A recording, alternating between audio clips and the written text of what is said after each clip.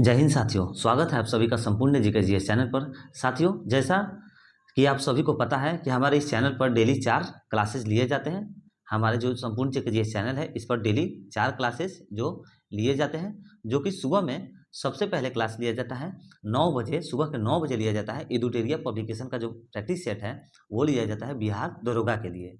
और फिर दोपहर 12 बजे लिया जाता है रुक्मणी, जो कि अभी ये क्लास लिया जाता है रुक्मणी बीएससीसी, जो कि इंटर स्तरीय एग्जाम है।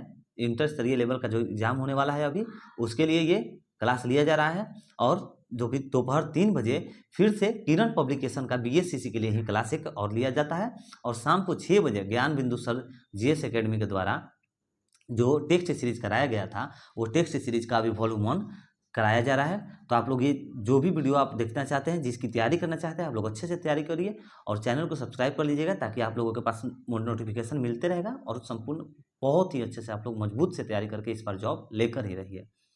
देखिए, यही हमारा रुक्मणी पब्लिकेशन का बुक, जिसमें टोटल 12 सेट्स हैं। हम लोग अभी तक 3 सेट्स को कंप्लीट कर चुके हैं और आज के क्लास में हम लोग देखेंगे चौथा नंबर सेट। तो चलिए स्टार्ट करते हैं आज का हमारा पहला क्वेश्चन। गेब्रियन गार्सिया मार्केज की मृत्यु 17/4/2014 को हुआ। गेब्रियन गार्सिया मार्केज की मृत्यु 17/4/2014 को हुआ। वे क्या? तो वे जो होगा नोबेल पुरस्कार प्राप्त साहित्यकार थे। वे जो थे वे नोबेल पुरस्कार प्राप्त साहित्यकार थे। और देखिए, इनके जो इंपॉर्टेंट पॉइंट्स है वो भी हम आप लोगों को कवर कराते चलेंगे। देखिए, इसका एक और इम्पोर्टेंट पॉइंट्स का निकल कर आता है कि ग्रेबियन गार्सिया मार्केज कोलंबिया के साहित्यकार थे। कहाँ के ये साहित्यकार थे? तो कोलंबिया के साहित्यकार थे। और इन्हें वर्ष 1982 में, कब? तो 1982 में साहित्य का नोबेल पुरस्कार दिया गया था। और इनके उपन्यास मेरा डाइज के लिए इन्हें बुकर पुरस्कार भी दिया जा चुका है, इसे याद रखिएगा। नेक्स्ट क्वेश्चन, वर्ष 2014 विंबलडन महिला एकल खिताब किसने जीता? तो इसका राइट आंसर हो जाएगा Petra Kvitova. Option number D is the right answer. Petra Kvitova is the right answer. देखिए, पेट्रा क्वितोवा जो है वे चेक गणराज्य की निवासी हैं। कहाँ की निवासी हैं ये पेट्रा क्वितोवा? तो चेक गणराज्य की निवासी हैं। नेक्स्ट क्वेश्चन, निम्नलिखित में से कौन सा युग्म सही नहीं है? तो कौन सा युग्म जो है वो सही नहीं है? तो इसका सही आंसर हो जाएगा दक्षिण Africa Johannesburg. Option number D जो है वो सही सुमेलित नहीं है, तो इसका राइट आंसर होगा ऑप्शन नंबर डी। बाकी जो ए, बी और सी है वो सही सुमेलित है। देखिए, आप लोग को बता दें कि जो दक्षिण अफ्रीका की जो राजधानी है वो प्रिटोरिया है और दक्षिण अफ्रीका की संसद केप टाउन में है और दक्षिण अफ्रीका की मुद्रा रैंड है। इसे आप लोग याद रखिएगा। ये सब इंपॉर्टेंट पॉइंट्स एग्जाम के पॉइंट ऑफ व्यू से बहुत ही ज़्यादा महत्वपूर्ण रहते हैं ये सब बेटा। तो आगे देखिए, चलते हैं क्वेश्चन नंबर 4। द गाइड उपन्यास के लेखक हैं। तो द गाइड उपन्यास के जो लेखक हैं वो कौन है? तो इनका सही आंसर हो जाएगा ऑप्शन नंबर सी, आर के नारायण जो है वो द गाइड उपन्यास के लेखक हैं। देख लीजिए कि एक और चीज़ आप लोग को बता दें कि आर के नारायण ने the dark room, Malgudi days, guide my days आदि पुस्तकें लिखी थी। ये आप लोग याद रखिएगा। और ये जो ऑप्शन नंबर ए में है ना, आर के लक्ष्मण, तो इनका एक इम्पोर्टेंट पॉइंट है कि आर के लक्ष्मण की पुस्तक the messenger servant of India है। इनका जो इनके द्वारा एक पुस्तक लिखा गया था आर के लक्ष्मण के द्वारा, उसका नाम क्या है? Messenger the servant of India. Next question, Hirakud बांध किस नदी पर अवस्थित है? तो हीराकुंड जो बांध है वो महानदी पर अवस्थित है। Option number D is the right answer. तो बेटा, इसके इंपॉर्टेंट पॉइंट्स देख लेते हैं। क्या है कि महानदी छत्तीसगढ़ के रायपुर जिले में सिहावा नामक पर्वत श्रेणी के समीप से निकलकर बंगाल की खाड़ी में गिरती है। ठीक है। और महानदी की लंबाई जो है वो लगभग 885 किलोमीटर है। इसकी जो महानदी की लंबाई है लगभग 885 किलोमीटर है। और इसके पॉइंट्स ये कहते हैं कि ब्राह्मणी तथा बैतरणी महानदी की सहायक नदी है। ब्राह्मणी तथा बैतरणी जो है वो महानदी की सहायक नदी है। चलिए देखते हैं क्वेश्चन नंबर 6 हमारा क्या कह रहा है। क्वेश्चन नंबर 6 कह रहा है कि निम्नलिखित में से किस फसल की खेती भारत में सर्वाधिक क्षेत्रफल में होती है? तो इसका सही आंसर हो जाएगा धान की जो खेती है वो भारत में सबसे सर्वाधिक क्षेत्रफल में होती है। Option number B is the right answer. देखिए धान जो है वो भारत की मुख्य खाद्य फसल है। जो धान है वो भारत की मुख्य खाद्य फसल है और दक्षिण पूर्व एशिया की मुख्य खाद्य फसल धान है और विश्व की मुख्य खाद्य फसल गेहूं है। जो विश्व की सबसे जो मुख्य खाद्य फसल है वो क्या है, वो गेहूं है। देखिए नेक्स्ट क्वेश्चन, दिनार किस देश की मुद्रा है? तो दिनार जो है वो इराक देश की मुद्रा है। Option number C is the right answer. दिनार इराक देश की मुद्रा है। नेक्स्ट क्वेश्चन, मालगुडी डेज के रचनाकार कौन है? तो मालगुडी डेज के जो रचनाकार हैं वो हैं आर के Narayan. Option number B is the right answer. अभी हमने आप लोगों को बतलाया था क्वेश्चन नंबर 4 में जो इनके और भी कुछ जो बुक्स थे जो कि प्रसिद्ध रचना थे उनके नाम से बतलाए थे। चलिए फिर से आप लोगों को ऐसे हम बता देते हैं कि आर के नारायण के अन्य प्रमुख रचना है जो स्वामी और उनके दोस्त the dark room, the guide, Malgudi का आदमखोर, द इंग्लिश टीचर आदि जो है ये सब आर के नारायण के ही रचनाकार हैं। चलिए आगे देखते हैं क्वेश्चन नंबर 9, निम्नलिखित में से कौन सी महारत्न कंपनी नहीं है? तो कौन सी जो है वो महारत्न कंपनी नहीं है? तो इसका सही आंसर हो जाएगा option number B, power finance corporation limited. देखिए जो ये है वर्तमान में power finance corporation limited Maharatna company बन चुकी है। क्या ये जो है महारत्न कंपनी बन चुकी है वर्तमान में? और भारत सरकार ने मिनी रत्न, नवरत्न और महारत्न में कंपनियां को बांटा गया है। 3 में बांटा गया है और तीनों का नाम जो क्या है, जो कि कंपनियों को बांटा गया है तो तीनों का नाम है मिनी रत्न, नवरत्न और महारत्न। तो देखिए एक और इम्पोर्टेंट पॉइंट आप लोग को बता दें कि मिनी रत्न कंपनी की संख्या जो है वो है 73। मिनी रत्न कंपनी की संख्या क्या है बेटा? तो वो है 73 है। और महारत्न कंपनी की जो संख्या है वो 11 है बेटा, इसे आप लोग याद रखिएगा। महारत्न की कितनी है? तो 11। मिनी रत्न की कितनी है? तो 73। और जो नवरत्न है, नवरत्न के टोटल हैं 13। इसे एग्जाम के पॉइंट ऑफ व्यू से बहुत ही ज़्यादा ये VBI है बेटा, इसे आप लोग याद रखिएगा। ठीक है, चलिए बढ़ते हैं next question. Question number 10, Ganga Brahmaputra delta क्षेत्र का वन निम्नलिखित में से किस नाम से जाना जाता है? तो इसका सही आंसर हो जाएगा Sundarban. Option number D is the right answer, Sundarban. जो गंगा नदी है वो भारत की सबसे लंबी नदी है, ये भी आप लोग याद रखिएगा कि गंगा नदी भारत की सबसे लंबी नदी है। चलिए नेक्स्ट क्वेश्चन देखते हैं, कालिदास सम्मान पुरस्कार प्रारंभ किया गया? तो कालिदास जो सम्मान पुरस्कार है वो प्रारंभ किया गया, तो इसका सही आंसर हो जाएगा मध्य प्रदेश सरकार द्वारा इसे प्रारंभ किया गया था। Option number C is the right answer. देखिए कालिदास को भारत में संस्कृत के सबसे बड़ा कवि माना जाता है और कालिदास गुप्त वंश के महानतम शासक चंद्रगुप्त II के दरबार में रहते थे और वे जो चंद्रगुप्त II के नवरत्न में भी शामिल थे। कालिदास जो थे वो चंद्रगुप्त II के नवरत्न में शामिल थे। हर एक राजा के पहले नवरत्न होते थे और उसमें जो नवरत्न है वो कालिदास जो हैं वो चंद्रगुप्त II के नवरत्न में शामिल थे। और देखिए एक तथ्य है कि कालिदास ने अभिज्ञान शकुंतलम नाटक, जो कि बहुत ही प्रसिद्ध ये क्वेश्चन है, बहुत बार एग्जाम में आया हुआ है और बहुत ही प्रसिद्ध जो नाटक है उसका नाम क्या है? अभिज्ञान शकुंतलम। कालिदास ने अभिज्ञान शकुंतलम नाटक को लिखा था। ठीक है, इसे आप लोग याद रखिएगा। चलिए देखते हैं नेक्स्ट क्वेश्चन, भारत अंतर्राष्ट्रीय फिल्म समारोह 20 से 30 नवंबर 2014 के बीच कहाँ आयोजित किया गया था? तो कहाँ पर आयोजित किया गया था? तो इसका सही आंसर हो जाएगा गोवा में किया गया था। Option number D is the right answer, Goa सही आंसर होगा। क्वेश्चन नंबर 13 नेक्स्ट क्वेश्चन देखते हैं कि पंचतंत्र के रचनाकार कौन है? तो पंचतंत्र के जो रचनाकार है वो है Vishnu Sharma. Option number B is the right answer, Vishnu Sharma जो है वो पंचतंत्र के रचनाकार हैं, इसे याद रखिएगा। और देखिए इसके इंपॉर्टेंट पॉइंट्स क्या कहते हैं कि अर्थशास्त्र विष्णुगुप्त चाणक्य के द्वारा लिखी गई थी। जो अर्थशास्त्र है वो विष्णुगुप्त और चाणक्य के द्वारा लिखी गई थी, इसे याद रखिएगा जरूर आप लोग। और देखिए कि पंचतंत्र बाइबिल के बाद सबसे अधिक भाषा में अनुवादित पुस्तक है। ये जो पंचतंत्र है ये बाइबिल एक बुक है जो कि बहुत ही ज़्यादा प्रसिद्ध है। बाइबिल के बाद सबसे अधिक भाषा में जो अनुवादित पुस्तक है वो है पंचतंत्र, याद रखिएगा आप लोग। और विष्णु शर्मा गुप्त काल के लेखक थे। ये भी आप लोग याद रखिएगा, ये जो विष्णु शर्मा थे वो गुप्त काल के लेखक थे। तो चलिए देखते हैं next question. Verma British Bharat से कब अलग हुआ? वर्मा जो है वो ब्रिटिश भारत से कब अलग हुआ था? तो इसका राइट आंसर हो जाएगा 1935। Option number C is the right answer. Burma और अंग्रेज के बीच तीसरा युद्ध हुआ था, इसे याद रखिएगा, वर्मा और अंग्रेज के बीच ही तीसरा युद्ध हुआ था। क्वेश्चन नंबर 15, पटना उच्च न्यायालय की स्थापना कब हुई थी? तो पटना जो उच्च न्यायालय की स्थापना 1916 ईस्वी में हुई थी। Option number D is the right answer, 1916 ईस्वी में हुई थी। और पटना उच्च न्यायालय का शताब्दी समारोह 2015 को मनाया जाता है। कब मनाया जाता है पटना उच्च न्यायालय का शताब्दी समारोह? तो 2015 में मनाया जाता है।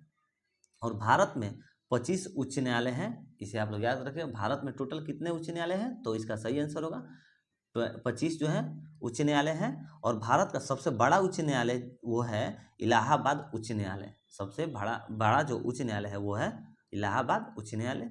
चलिए देखते हैं next question. Servant of India society की सर्वेंट ऑफ इंडिया सोसाइटी की स्थापना किसने की थी? तो इसका सही आंसर हो जाएगा Gopal Krishna Gokhale. Option number A is the right answer. Gopal Krishna Gokhale ने सर्वेंट ऑफ इंडिया सोसाइटी की स्थापना की थी। और सर्वेंट ऑफ इंडिया सोसाइटी की स्थापना जो है वो 1905 में किया गया था। कब किया गया था इसका स्थापना? तो 1905 में किया गया था, इसे आप लोग याद रखिएगा। नेक्स्ट क्वेश्चन, भारत का अनुमानित रक्षा खर्च है। तो भारत का जो अनुमानित जो है वो रक्षा खर्च क्या है? तो 2.5% है, जो कि सकल घरेलू उत्पाद का 2.5% है, याद रखिएगा इसे। और बता दें कि भारत का जो रक्षा बजट है वो यूएसए और चीन के बाद सबसे बड़ा रक्षा बजट है। यूएसए और चीन देश के बाद सबसे बड़ा जो रक्षा बजट है वो भारत का ही है। और विश्व में सबसे अधिक रक्षा बजट यूएसए का है। विश्व में सबसे अधिक रक्षा बजट किसका है? तो यूएसए का है। चलिए उसके बाद किसका है? तो चीन का, और थर्ड में भारत का है, याद रखिएगा आप लोग इसे। नेक्स्ट क्वेश्चन, किस वर्ष सिक्किम भारतीय संघ का 22वां राज्य बना? किस वर्ष जो है वो सिक्किम भारतीय संघ का 22वां राज्य बना है? तो इसका सही आंसर हो जाएगा 1975। Option number D is the right answer, 1975 में बना था। आइए देखते हैं नेक्स्ट क्वेश्चन। आज़ादी के बाद भारत और नेपाल के बीच प्रथम शांति और मित्रता संधि किस वर्ष काठमांडू में हस्ताक्षरित की गई थी? तो किस वर्ष में हस्ताक्षरित की गई थी? तो इसका सही आंसर हो जाएगा 1950। Option number D is the right answer, 1950 में की गई थी। श्रृंखला देखिए, ये तो जो 20 नंबर क्वेश्चन है ये मैथ का आ गया है, मैथ रीजनिंग का ये है। चलिए इसे हम लोग छोड़ देते हैं, आगे बढ़ते हैं क्वेश्चन नंबर 21। चाहे आ गया है तो आप लोग इसे कवर ही कर लीजिए, क्या जाता है इसमें कवर करने सा। तो देखिए इसमें सिंपली सा क्या क्या है कि एक एक मल्टीप्लाई बढ़ा करके दे दिया है। ये बहुत ही आसान है, इसे आप लोग बना ही लीजिएगा। चलिए आगे देखते हैं क्वेश्चन नंबर 21। भारतीय राष्ट्रीय कांग्रेस की प्रथम महिला अध्यक्ष कौन थी? तो भारतीय राष्ट्रीय कांग्रेस की प्रथम जो महिला अध्यक्ष थी वो थी Annie Besant. Option number B is the right answer. Annie Besant जो है वो प्रथम भारतीय राष्ट्रीय कांग्रेस की प्रथम महिला अध्यक्ष थी। इन्होंने 1917 ईस्वी में कलकत्ता अधिवेशन की अध्यक्षता की थी। एनी बेसेंट ने कब अध्यक्षता की थी? तो 1917 में कलकत्ता अधिवेशन की अध्यक्षता की थी बेटा। और वे आयरलैंड की मूल निवास है। एनी बेसेंट जो है वो आयरलैंड की मूल निवास है, इसे आप लोग याद रखिएगा। चलिए देखते हैं नेक्स्ट क्वेश्चन। तो नेक्स्ट क्वेश्चन कह रहा है कि निम्नलिखित में से कौन विटामिन ए का सर्वोत्तम स्रोत है? तो जो सर्वोत्तम स्रोत है वो है गाजर। Option number A is the right answer, गाजर सही आंसर होगा। और गाजर में केरोटीन पाया जाता है, आप लोग इसे याद रखिएगा कि गाजर में केरोटीन पाया जाता है। नेक्स्ट क्वेश्चन, भारत में जंगली गधे जिसे घोड़े खुर निम्नलिखित में कहाँ पाए जाते हैं? तो कहाँ पर पाए जाते हैं? तो इसका सही आंसर हो जाएगा कच्छ के रण में। Option number B is the right answer, Kutch के रण में पाए जाते हैं। और कच्छ का रण गुजरात में स्थित है, ये भी आप लोग याद रखिएगा। नेक्स्ट क्वेश्चन, जब बैरोमीटर का पारा अचानक गिर जाए तो यह किसका शोधक है? तो ये किसका शोधक है? तो इसका सही आंसर क्या कहता है? इसका सही आंसर होगा आंधी या झंझावात की संभावना है। Option number C is the right answer, आंधी या झंझावात की संभावना है। देखिए बैरोमीटर का पाठ्यांक जब धीरे धीरे नीचे गिरता है तो वर्षा होने की संभावना होती है। जब धीरे धीरे नीचे गिरता है तो वर्षा होने की संभावना होती है। और बैरोमीटर की पाठ्यांक जब धीरे धीरे ऊपर चढ़ता है तो मौसम साफ रहने की संभावना होती है। और बैरोमीटर में पारा का दाब P, देखिए बैरोमीटर में जो पारा का दाब P = HPG होता है, इसे आप लोग याद रखिएगा, पारा का दाब HPG होता है। नेक्स्ट क्वेश्चन, निम्नलिखित में से कौन बायोस्फीयर रिजर्व का सुरक्षित जीवमंडल नहीं है? तो इसका सही आंसर हो जाएगा मन्नार की खाड़ी। Option number A is the right answer. Mannar की खाड़ी जो है वो बायोस्फीयर रिजर्व का सुरक्षित जीवमंडल जो है नहीं है। क्वेश्चन नंबर 105, नेक्स्ट क्वेश्चन, निम्नलिखित में से कौन पोलियो का कारण है? तो कौन सा है जो कि पोलियो का कारण है? तो वो है वायरस के कारण पोलियो होता है। और इसके जो पॉइंट्स हैं कि पोलियो में लाइटिस नामक वायरस के कारण होता है। पोलियो जो है वो पोलियो मेलाइटिस नामक वायरस के कारण होता है। और पोलियो रोगी का रीढ़ अंग प्रभावित होता है। जो पोलियो जो है वो रोगी का रीढ़ का जो अंग होता है वो प्रभावित होता है। और भारत को WHO द्वारा 27 मार्च 2014 को पोलियो मुक्त देश घोषित किया गया। कब किया गया है? तो 27 मार्च 2014 को, जो कि WHO के द्वारा पोलियो मुक्त देश भारत को घोषित किया गया है। और 24 अक्टूबर को पोलियो दिवस भी मनाया जाता है। इसे आप लोग याद रखिएगा कि पोलियो दिवस 24 अक्टूबर को मनाया जाता है। Next question, Jwalamukhi ring of fire या घेरा किस महासागर से संबंधित है? तो इसका राइट आंसर हो जाएगा ऑप्शन नंबर ए, प्रशांत महासागर। देखिए ज्वालामुखी क्रिया पृथ्वी के आंतरिक हलचल गैस से होती है। ज्वालामुखी क्रिया जो है वो पृथ्वी के आंतरिक हलचल यानी कि गैस से होती है। और ज्वालामुखी के विस्फोट से जलवाष्प, गैस, मैग्मा आदि निकलता है। इसे चलिए देखते हैं। नेक्स्ट क्वेश्चन, एलिसा जांच किस रोग की पहचान करती है? तो एलिसा जांच जो है वो किस रोग की पहचान करती है? तो वो है एड्स की पहचान एलिसा जांच से द्वारा किया जाता है। एड्स रिट्रोवायरस के कारण होता है। याद रखिएगा कि एड्स जो है वो रिट्रोवायरस के कारण होता है बेटा। नेक्स्ट क्वेश्चन, अंगोरा ऊन किस पशु से प्राप्त किया जाता है? तो अंगोरा ऊन जो है वो खरगोश से प्राप्त किया जाता है। Option number A is the right answer. Next question, सबसे अधिक प्याज उत्पादक करने वाला राज्य है? तो सबसे अधिक जो प्याज उत्पादक करने वाला राज्य है वो है Maharashtra. Option number C is the right answer. Maharashtra जो है वो सबसे अधिक प्याज उत्पादक करता है। और प्याज में सल्फर यानी कि गंधक पाया जाता है। देखते हैं ना, प्याज का गंध रहता है तो सल्फर यानी कि गंधक पाया जाता है। और भारत में सबसे अधिक सब्जियां उत्तर प्रदेश और पश्चिम बंगाल में होती है। इसे याद रखिएगा कि भारत में सबसे जो अधिक सब्जियां होती है वो उत्तर प्रदेश और पश्चिम बंगाल में होती है। नेक्स्ट क्वेश्चन, निम्नलिखित में से कौन सा ब्लड ग्रुप सर्वव्यापक ग्राह्यता रखता है? तो कौन सा वो ब्लड ग्रुप है?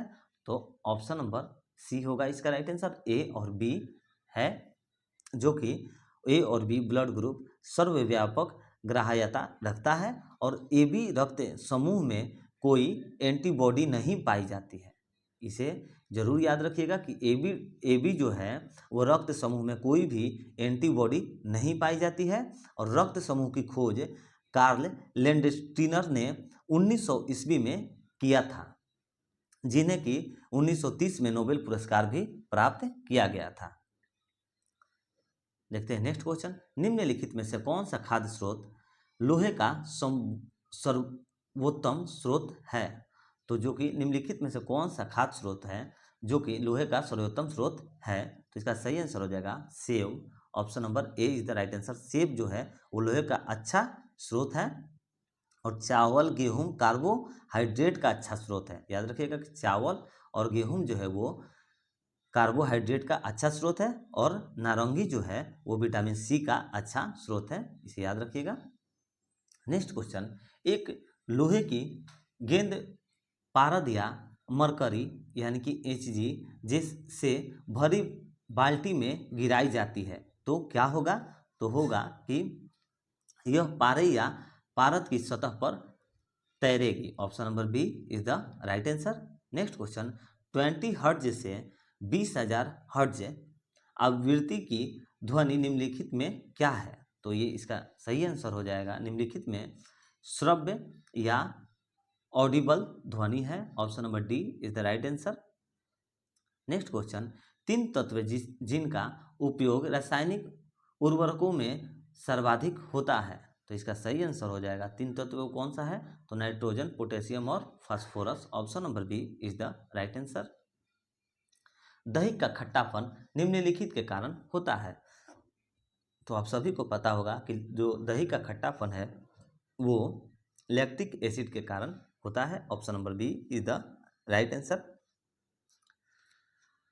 चलिए देखते हैं नेक्स्ट क्वेश्चन, डेसिबल का प्रयोग निम्नलिखित में से किसके मापन के लिए होता है? तो किसके मापन के लिए होता है? तो इसका सही आंसर हो जाएगा ध्वनि की तीव्रता। Option number C is the right answer, ध्वनि की तीव्रता।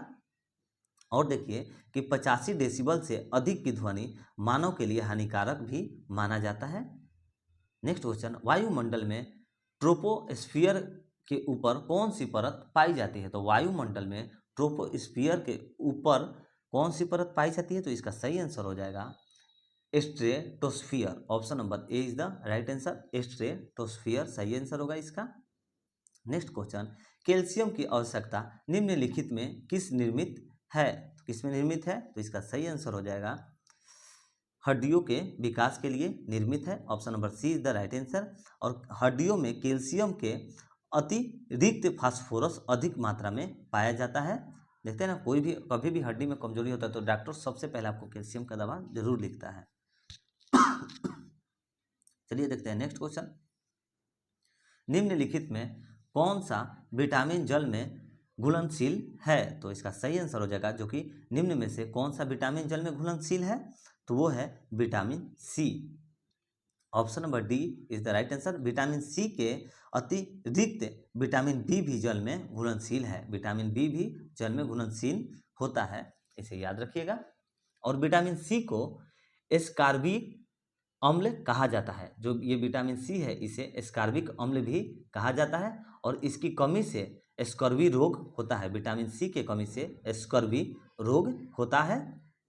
और विटामिन का आविष्कार जो है वो फंक ने सन 1911 ईस्वी में किया था। ठीक है, फंक ने जो है वो विटामिन का आविष्कार 1911 ईस्वी में किया था। नेक्स्ट क्वेश्चन, बिहार पंचायती राज अधिनियम 2006 में 2 ग्राम सभा की बैठकों के बीच अधिकतम कितनी अवधि निर्धारित है? तो कितनी अवधि निर्धारित है? इसका सही आंसर होगा 3 माह। Option number C is the right answer, 3 माह।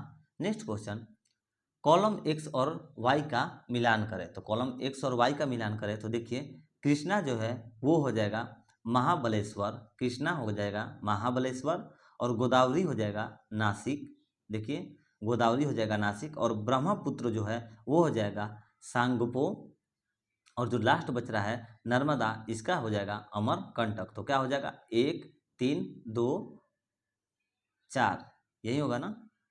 देखिए इसका ऑप्शन में दिया हुआ होगा जरूर।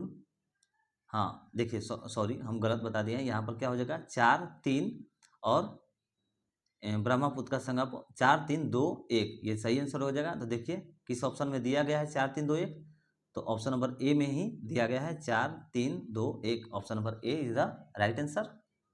नेक्स्ट क्वेश्चन, अपील की सुनवाई में ग्राम कचहरी में न्यूनतम पंचों की गणपूर्ति नियमतः क्या होनी चाहिए? तो इसका सही आंसर हो जाएगा 7। Option number B is the right answer, 7 हो जाएगा। चलिए देखते हैं नेक्स्ट क्वेश्चन, ग्राम सभा एक या अधिक संख्या में निगरानी समिति का गठन कर सकती है, इस समिति का गठन किसने किया जा सकता है? तो इसका सही आंसर हो जाएगा ऐसे व्यक्तियों से जो ग्राम पंचायत के सदस्य ना हो। Option number D is the right answer, जो कि ग्राम पंचायत के सदस्य ना हो उनसे ये किया जा सकता है। नेक्स्ट क्वेश्चन, ग्राम पंचायत के चुने हुए सदस्य उप मुखिया का चुनाव करते हैं, उप मुखिया के निर्वाचन के संदर्भ में निम्नलिखित में से कौन सा व्यक्ति सही नहीं है। तो कौन सा जो है वो व्यक्ति सही नहीं है, तो वो जो है उप मुखिया के चुनाव में मुखिया मतदाता होगा, यही जो है वो गलत, वो जो है सही सुमेलित नहीं है। Option number A is the right answer. उप मुखिया के चुनाव में मुखिया मतदाता होगा, ये गलत है, इसलिए ऑप्शन नंबर ए सही आंसर होगा उसका। चलिए देखते हैं next question.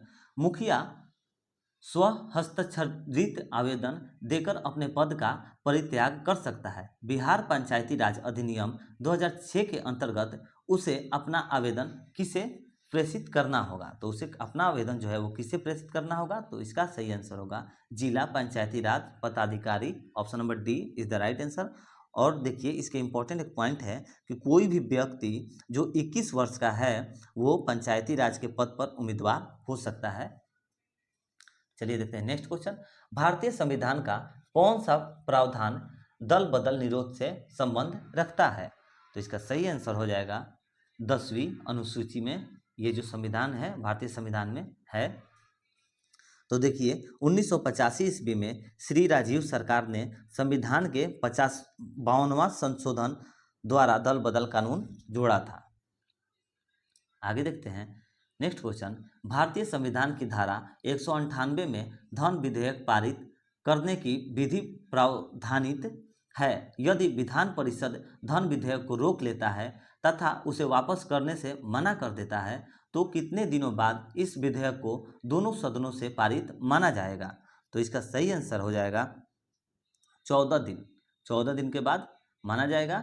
Option number B is the right answer, 14 दिन। देखिए नेक्स्ट क्वेश्चन। भारतीय संविधान का अनुच्छेद 51 नागरिकों के मौलिक कर्तव्य से संबंधित है, ठीक है। और ये क्या आगे क्या कह रहा है कि किस संविधान संशोधन से इसे लाया गया है, तो किस संविधान संशोधन से इसे लाया गया है, तो 42वां संशोधन से इसे लाया गया है। Option number B is the right answer. और मौलिक कर्तव्य भारतीय संविधान में रूस से लिया गया है, जो मौलिक कर्तव्य है वो भारतीय संविधान में रूस से लिया गया है। और वर्तमान में 11 मौलिक कर्तव्य हैं, इसे भी याद रखिएगा कि वर्तमान में कितने मौलिक कर्तव्य हैं, तो 11 मौलिक कर्तव्य हैं। Next question. 74वें संविधान संशोधन का संबंध निम्नलिखित में किस संस्था से है, तो किस संस्था से है, तो इसका सही आंसर हो जाएगा नगर पालिका से है। Option number B is the right answer. Next question. हाल में आंध्र प्रदेश से अलग कर एक नए राज्य तेलंगाना का गठन हुआ, जो कि आंध्र प्रदेश से अलग राज्य तेलंगाना का गठन हुआ। इससे भारतीय संविधान की किस सूची में परिवर्तन होता है, तो इसका सही आंसर हो जाएगा किस सूची में परिवर्तन होता है, तो अनुसूची 1। Option number A is the right answer. और वर्तमान में भारतीय संविधान में 12 अनुसूची हैं, इसे भी आप लोग जरूर याद रखिएगा। देखिए क्वेश्चन नंबर 131। Next question. निम्नलिखित में से कौन सा राज्य पार्टी है, तो निम्नलिखित में से जो कौन सा राज्य पार्टी है, तो वो है Bahujan Samaj party. Option number D is the right answer, Bahujan Samaj party. Bahujan Samaj party के संस्थापक कांशीराम थे और बहुजन समाज पार्टी के वर्तमान अध्यक्ष सुश्री मायावती हैं। बहुजन समाज पार्टी का चिन्ह जो है क्या है, वो हाथी है। बहुजन समाज पार्टी का चिन्ह क्या है, तो हाथी है। और भारत में 8 राष्ट्रीय पार्टी हैं फरवरी 2022 के अनुसार, ठीक है। देखिए नेक्स्ट क्वेश्चन। प्रथम लोकसभा के स्पीकर कौन थे, तो प्रथम जो लोकसभा के स्पीकर थे वे थे जीवी Mavalankar. Option number A is the right answer, जीवी मावलंकर सही आंसर हो जाएगा, जो प्रथम लोकसभा के स्पीकर थे। Next question. निम्नलिखित में से किस राज्य में विधानमंडल का ऊपरी सदन या विधान परिषद नहीं है, तो इसका सही आंसर हो जाएगा Paschim Bengal. Option number C is the right answer, Paschim Bengal सही आंसर होगा इसका। Next question. बिहार में लोकसभा की 40 सीटें हैं, राज्यसभा की कितनी सीटें बिहार में हैं, तो लोकसभा की जो सीटें हैं वो है 40 और जो राज्यसभा की सीटें हैं वो है 16, तो इसका सही आंसर होगा option number D is the right answer. और बिहार विधानसभा में 243 सदस्य होते हैं, याद रखिएगा बिहार विधानसभा में 243 सदस्य होते हैं। और बिहार विधान परिषद में 75 सदस्य होते हैं। और सबसे अधिक विधानसभा सदस्य उत्तर प्रदेश में है, जो कि 403 सदस्य हैं। और लोकसभा की अधिकतम सीटें उत्तर प्रदेश में 80 हैं। जो लोकसभा की अधिकतम सीटें हैं वो उत्तर प्रदेश में है, जो कि टोटल 80 हैं। आगे बढ़ते हैं, नेक्स्ट क्वेश्चन। 2011 की जनगणना में बिहार की अनुमानित आबादी है, तो जो 2011 की जो जनगणना में बिहार की अनुमानित आबादी वो कितनी है, तो वो है 10 crore. Option number C is the right answer, 10 crore है, जो कि टोटल 8 पॉइंट जो देश का 8.7% है। चलिए देखते हैं नेक्स्ट क्वेश्चन। सामान्यतया विधानमंडल के ऊपरी सदन के सदस्यों की कुल संख्या निचले सदन की कुल संख्या की है, तो क्या हो जाएगा इसका सही आंसर, 1/3 होनी चाहिए। Option number B is the right answer. और याद रखिएगा एक इंपॉर्टेंट पॉइंट जो है कि विधान परिषद की न्यूनतम संख्या 40 होनी चाहिए। न्यूनतम संख्या विधान परिषद की कितनी होनी चाहिए, तो 40 होनी चाहिए। और विधानसभा की अधिकतम संख्या 500 और न्यूनतम जो है वो 60 होनी चाहिए। चलिए देखते हैं नेक्स्ट क्वेश्चन। बिहार राज्य में कुल कितने जिले हैं, तो जो बिहार राज्य में है वो कुल जो है 38 जिले हैं, इसे याद रखिएगा। Option number C is the right answer. और 38वां जिला जो है वो अरवल को बनाया गया है। जो 38वां जो जिला है लास्ट का वो अरवल को बनाया गया है। और बिहार में कुल 9 प्रमंडल हैं, बिहार में 108 अनुमंडल हैं, बिहार में 534 प्रखंड हैं, बिहार में 17 नगर निगम हैं। पटना नगर निगम की स्थापना 1952 ईस्वी में किया गया था। पटना नगर निगम की स्थापना कब किया गया था, तो 1952 ईस्वी में किया गया था। और बिहार में 40 पुलिस जिले हैं। बिहार में टोटल कितने पुलिस जिले हैं, तो 40 पुलिस जिले हैं। दोस्तों ये जो इंपॉर्टेंट पॉइंट्स हम आप लोग को बताते हैं ये एग्जाम के पॉइंट ऑफ व्यू से बहुत ही ज़्यादा महत्वपूर्ण रहते हैं, तो आप लोग इसे जरूर पढ़िएगा। तो चलिए आगे देखते हैं नेक्स्ट क्वेश्चन। और दोस्तों आप लोगों से आग्रह है कि अगर वीडियो को में अभी तक आप देख रहे हैं तो प्लीज़ वीडियो को लाइक कर दीजिए और जितना शेयर हो सकता है उतना शेयर करिए और चैनल को सब्सक्राइब करके बेल आइकन दबा लीजिए ताकि आने वाली हर वीडियो आप तक पहुंच सके। चलिए देखते हैं नेक्स्ट क्वेश्चन। मैकमोहन रेखा भारत और चीन की सीमा तय करती है, ठीक है। मैकमोहन जो रेखा है वो भारत और चीन की सीमा तय करती है। डुरंड जो इसी तरह से डुरंड रेखा है जो किन 2 देशों की सीमा तय करती है, तो जो डुरंड रेखा है वो है भारत और म्यांमार के देशों की सीमा को तय करती है। नहीं ये गलत होगा, भारत और म्यांमार नहीं होगा, इसका सही आंसर होगा जो कि डुरंड बोल रहा है ना, डुरंड रेखा जो है वो किन 2 देशों की सीमा तय करती है, तो पाकिस्तान और Afghanistan. Option number A is the right answer, Pakistan और अफगानिस्तान के बीच की डुरंड रेखा सीमा तय करती है। देखते हैं नेक्स्ट क्वेश्चन। फीफा विश्व कप 2014 का आयोजन किस देश में हुआ, तो फीफा विश्व कप 2014 का जो आयोजन है वो कहाँ पर हुआ था, तो ब्राज़ील में हुआ था। Option number D is the right answer, जो कि 12 जून से 13 जुलाई 2014 तक फीफा वर्ल्ड कप का पहली बार आयोजन हुआ था। फीफा वर्ल्ड कप का जो पहली बार आयोजन हुआ था वो 12 जून से 13 जुलाई 2014 तक हुआ था। और देखिए कि फीफा वर्ल्ड कप 2022 जो हुआ था वो कहाँ पर हुआ था, तो वो कतर में हुआ था, अभी जो करंट में पहले हुआ है 2022 में। Next question. ब्लड कैंसर को आमतौर पर इस नाम से जाना जाता है, तो ब्लड कैंसर को आमतौर पर किस नाम से जाना जाता है, तो वो है leukaemia. Option number B is the right answer. Leukaemia को जो है वो ब्लड कैंसर को आमतौर के नाम से जाना जाता है। और कर्क रोग जो है वो कैंसर से संबंधित है। और एनीमिया रोग लोहा की कमी से होता है। एनीमिया जो रोग होता है वो लोहा की कमी से होता है, इसे देख लीजिए। एनीमिया ऑप्शन नंबर सी में दिया है, ये लोहा की कमी से होता है। चलिए देखते हैं नेक्स्ट क्वेश्चन। मंगलयान 5 नवंबर 2013 को श्री हरिकोट से प्रक्षेपी किया गया था, जबकि श्री हरिकोट किस राज्य में अवस्थित है, तो श्री हरिकोट जो है वो आंध्र प्रदेश में अवस्थित है। Option number D is the right answer. और प्रथम भारतीय अंतरिक्ष यात्री जो थे वो राकेश शर्मा थे, ये भी आप लोग याद रखिएगा। Next question. उस देश को इंगित करें जहां से ब्रह्मपुत्र नदी नहीं गुजरती है, तो उस देश को इंगित करें जहां से ब्रह्मपुत्र नदी नहीं गुजरती है, तो वो है Myanmar. Option number A is the right answer, Myanmar. Brahmaputra नदी म्यांमार से नहीं गुजरती है और ब्रह्मपुत्र नदी जो है वो चीन अधिशासित तिब्बत से संगपो से निकलती है और भारत बांग्लादेश में बहते हुए बंगाल की खाड़ी में गिरती है। भारत बांग्लादेश में बहते हुए बंगाल की खाड़ी में गिरती है। और ब्रह्मपुत्र की लंबाई जो है, ब्रह्मपुत्र नदी की जो लंबाई है वो 2900 किलोमीटर है और ब्रह्मपुत्र नदी भारत में 916 किलोमीटर बहती है। इसे याद रखिएगा आप लोग। चलिए देखते हैं नेक्स्ट क्वेश्चन। साइना नेहवाल किस खेल से जुड़ी है? तो साइना नेहवाल जो है वो जुड़ी हुई है बैडमिंटन से। Option number C is the right answer. Saina Nehwal जो है वो बैडमिंटन खेल से जुड़ी है और साइना नेहवाल विश्व बैडमिंटन में प्रथम स्थान लाने वाली प्रथम भारतीय महिला हैं। चलिए देखते हैं नेक्स्ट क्वेश्चन। किनन स्टेडियम किस शहर में अवस्थित है? तो किनन स्टेडियम जो है वो जमशेदपुर में अवस्थित है। Option number D is the right answer. Jamshedpur में अवस्थित है।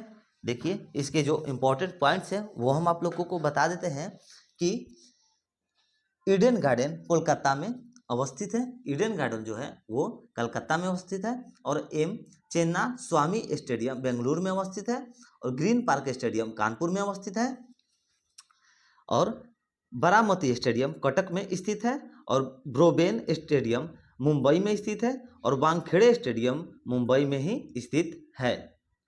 चलिए ये थे इंपॉर्टेंट पॉइंट्स जो कि स्टेडियम के बारे में आप लोगों को कवर करा दी कि कहाँ कहाँ पर कौन कौन सा स्टेडियम है। चलिए देखते हैं नेक्स्ट क्वेश्चन। फिजी की राजधानी कौन सी है? तो फिजी की जो राजधानी है वो है सुवा। Option number A is the right answer. सुवा सही आंसर होगा। और फिजी प्रशांत महासागर से अवस्थित है और फिजी में भारतीय मूल की जनसंख्या अधिक है। फिजी में जो है वो भारतीय मूल की जनसंख्या सबसे अधिक है। चलिए देखते हैं नेक्स्ट क्वेश्चन। शूद्रक ने मृच्छकटिकम नामक प्रसिद्ध नाटक की रचना की जो संस्कृत भाषा में थी और मृच्छकटिकम का अर्थ होता है। तो मृच्छकटिकम का जो अर्थ होता है वो होता है मिट्टी की छोटी गाड़ी। Option number B is the right answer. मिट्टी की छोटी गाड़ी सही आंसर होगा। आगे देखते हैं नेक्स्ट क्वेश्चन। कुचिपुड़ी किस प्रदेश का लोक नृत्य है? तो कुचिपुड़ी जो है वो आंध्र प्रदेश का लोक नृत्य है। Option number C is the right answer. देखिए भारतनाट्यम तमिलनाडु का शास्त्रीय नृत्य है और ओडिशा जो है वो ओडिसी जो है वो ओडिशा का शास्त्रीय नृत्य है। तमिलनाडु का कौन है? तो तमिलनाडु का है भारतनाट्यम और ओडिशा का जो है वो ओडिसी है और मणिपुरा का शास्त्रीय नृत्य है और कथकली और मोहिनी अट्टम केरल का शास्त्रीय नृत्य है। केरल का जो है कथकली और मोहिनी अट्टम है। Next question. निम्नलिखित पुस्तकों में कौन सी पुस्तक मुंशी प्रेमचंद्र द्वारा लिखित नहीं है? तो मुंशी प्रेमचंद्र के द्वारा जो लिखित नहीं है वो है Gora. Option number C is the right answer. Gora जो है वो मुंशी प्रेमचंद्र के द्वारा लिखित पुस्तक नहीं है और गोरा जो है वो रविंद्रनाथ टैगोर ने पुस्तक लिखी थी। गोरा रविंद्रनाथ टैगोर की पुस्तक है और प्रेमचंद्र द्वारा जो प्रेमचंद्र थे उनके द्वारा गोदान 1936 ईस्वी में लिखी गई थी। इसे याद रखिएगा 1936 ईस्वी में गोदान लिखी गई थी। चलिए देखते हैं नेक्स्ट क्वेश्चन। वर्ष 2014 के लिए भारत रत्न पुरस्कार निम्नलिखित में से किन्हें मिला? तो किन्हें मिला है? तो इसका सही आंसर हो जाएगा SR तेंदुलकर और prof CNR Rao. Option number C is the right answer. देखिए भारत रत्न जो है वो 2015 में पंडित मदन मोहन मालवीय एवं अटल बिहारी वाजपेयी को दिया गया था और भारत रत्न सर्वप्रथम 1954 ईस्वी में शुरू किया गया जो भारत का सबसे बड़ा सिविल पुरस्कार है। जो कि भारत का सबसे बड़ा सिविल पुरस्कार है वो है भारत रत्न जो कि सर्वप्रथम 1914 ईस्वी में शुरू किया गया था। इसे याद रखिएगा आप लोग। और भारत रत्न सर्वप्रथम डॉक्टर एस राधाकृष्णन को दिया गया था। सर्वप्रथम मतलब कि पहली बार जो है वो भारत रत्न डॉक्टर एस राधाकृष्णन को दिया गया था। चलिए देखते हैं next question. Bhopal a prayer for rain एक फिल्म है जो हाल में प्रदर्शित हुई है और औद्योगिक दुर्घटना पर आधारित है। 3 दिसंबर 1954 को भोपाल में कौन सी गैस का रिसाव वास्तव में हुआ था? तो इसका सही आंसर हो जाएगा methyl isocyanate. Option number C is the right answer, methyl isocyanate सही आंसर होगा। देखिए इसके जो इंपॉर्टेंट पॉइंट्स है वो हम आप लोग को बता दें कि वारेन एंडरसन भारत में उस समय कंपनी के अध्यक्ष था। जो वारेन एंडरसन जो थे वो उस समय जो थे वो भारत के उस कंपनी के अध्यक्ष थे और वारेन एंडरसन अमेरिका के नागरिक भी थे। तो चलिए दोस्तों, ये था आज का हमारा सेशन जो कि सेट नंबर 4 रुकमणी का पब्लिकेशन क्लासेस का जो था वो कंप्लीट हो गया। आगे के क्लास में हम लोग देखेंगे सेट नंबर 5। तो दोस्तों, अगर आप लोगों को वीडियो पसंद आता है, आपके लिए हेल्पफुल रहता है, तो प्लीज़ वीडियो को लाइक करें और जितना शेयर हो सकता है उतना व्हाट्सएप ग्रुप में शेयर करें और चैनल को सब्सक्राइब करके बेल आइकन दबा दें ताकि डेली जो चार क्लासेस हमारे चैनल पर लिए जाते हैं आप लोगों के पास पहुंच सके और आप लोगों जो 2024 तक जो कि बिहार में वैकेंसी आने वाली है उसकी बहुत ही अच्छे से तैयारी कर एक अच्छी जॉब प्राप्त कर सके। तो चलिए मिलते हैं नेक्स्ट वीडियो में। जय